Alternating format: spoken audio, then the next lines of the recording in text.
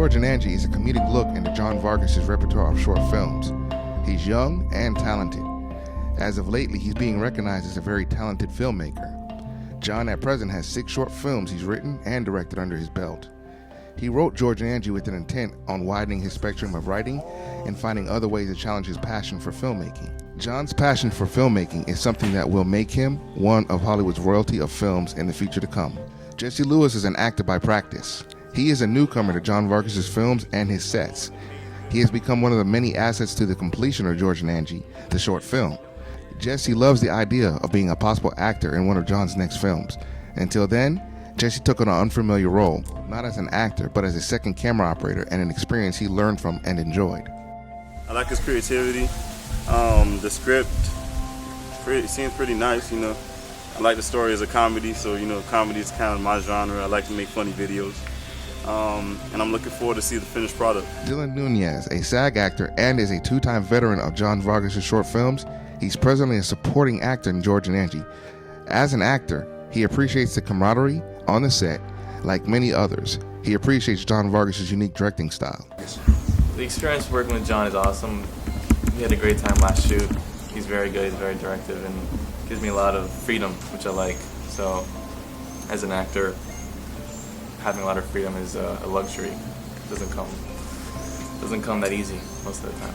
Both Jesse and Dylan equally agree that the ultimate goal is to be able to entertain the viewing audience with hopes their work is appreciated.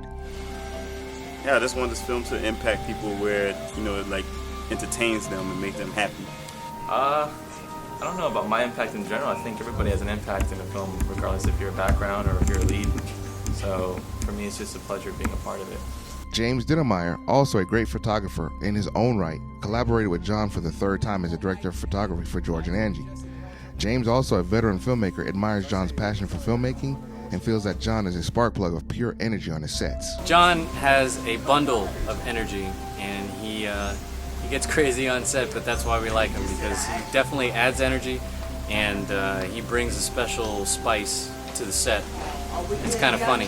James and John not only have a respectable friendship and work well together as a dynamic duo, they also have a bond of teacher and student, which gives both an opportunity to fine-tune their talents as individuals and collectively. James is a great DP already, and he's defining himself as a great teacher, one every director or future director should consider working with in any and all capacities. What I've learned from him is the whole process of film in general. Like, he's really helped me understand the whole mindset of just filming with different lenses, because before, I mean, I was just like everybody else, pick up a camera and just have this lens and that's it, where now, you know, you need this lens and you need this lens to make it look nice. And, you know, he's also taught me how to really, like, break down scenes and just, like, block. Like, I mean, I've learned a lot from him on a technical aspect, where before I didn't know anything at all whatsoever about technical stuff, where now when I work with him, I grow more as a director and as what I'd like to say an artist. What I like to bring to the table is a different style of cinematography, and I noticed a few things in John's previous films that were a little lacking, so what I brought was the ability to compensate for that lack and present a well-polished product. One particular person brought on this change of genre for John Vargas. I wanted to work with Diana Rice again because we had done a project called Birds and the Bees, and she's not really a supportive member of my gangster movies, so I figured if I do something sweet and lighthearted, maybe she could work with me again. So yeah, that's why I made George and Angie. For those who do not know Diana S. Rice, It's his mom right here. I know. this is how the cast and crew looks at Diana. She's best described as the Force. I love Diana. No, I A little bit love- of time that I've known Diana, I've grown to love her. It's just so easy to love Dee Dee. This mama right here. That's right. Diana is a producer and supporting actress in George and Angie. She's seen by many of her peers as the glue or the driving force of not just her projects, but also any project she provides her energy towards. Diana is considered the backbone and strength of George and Angie. She is looked at as a force so powerful it can only be matched by nature itself, and she will create a ripple effect throughout this industry around the world. Michael J. Sanchez, leading actor in George and Angie, William Alexander, supporting actor in George and Angie, and John all praised this one point. Fact is too is you know, she's such a heartwarming, loving, giving person. Like, you know, she gives you all the support whenever you need to. Whenever we had problems, you know, she was there to help me out. Whenever I had an issue with this actor that couldn't come or this and that, boom, she was like a problem solver. And I just love working with her, and hopefully, you know, we get to keep working again and again in the future, you know? She's just amazing. So many good things I could say about Diana. I mean, she's very supportive, and her faith is just incredible. She's talented, she's a great producer, she's a great actress. You know, even when we were blocking, you know, she just brought some kind of intensity to everything. And yeah, man, Diana, she's great. She's the glue of the operation. I feel like a lot of this wouldn't even move as quick as it does if Dee wasn't out here just smacking people, letting people know where to be at. Let's get this going. Nah, but for real though, she gets the boat moving, and she really brings good energy, positive energy, and she's the glue, man. She keeps things together. That's why she mommy. Michael J. Sanchez is a leading actor in George and Angie, and he's been on John's radar for some time now. Michael, having acted in several other short films and web series, is a veteran in his own right. John knew that Michael would be automatic fit to play the leading role. I wanted to work with Michael J. Sanchez for like a minute. I wanted him to be in Nothing to Lose. My last film, I wanted him to be the lead, but he kind of like turned it down at the time because he was busy, and he's turned down a couple of my other projects. But once I gave him this script, and he told me that he really liked it, and he told me at one time that was like the best thing I wrote, I'm like, okay, he's a keeper. It took us a while to collaborate. He presented me with this script, and I just clicked to it. I thought it was awesome, you know, the message behind it, and it's something I've experienced. You know, I'm kind of experiencing now. I would say, I don't want to say, but like I kind of related to George, the character of George, and you know, right there and then I knew that this is the right time to collaborate. Janesse Garcia is the leading actress in George and Angie. She is virtually a newcomer to this industry.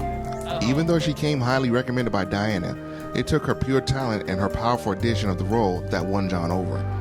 Diana already knew who Janesse was, but she wanted the world to see who she could be. Now John is her biggest supporter.